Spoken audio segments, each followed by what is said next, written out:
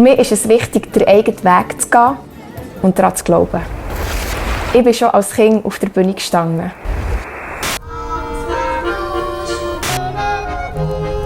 Dass ich heute meinen Traum leben kann, war A. überhaupt nicht geplant und B. nicht selbstverständlich.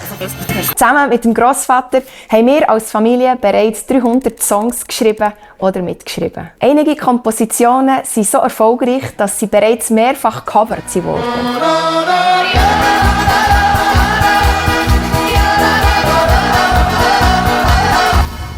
Ich glaube ganz fest, dass die Leute spüren, wenn man das Lied selber geschrieben hat. Und genau dafür gibt es das WISA. Sie engagiert sich, dass wir fair vergütet werden, wenn unsere Musik in einem Büro, in einem Laden oder im Radio läuft. Ihre Beiträge sind für uns Musikschaffende ein wichtiger Anteil, damit wir auch in Zukunft neue Musik kreieren können.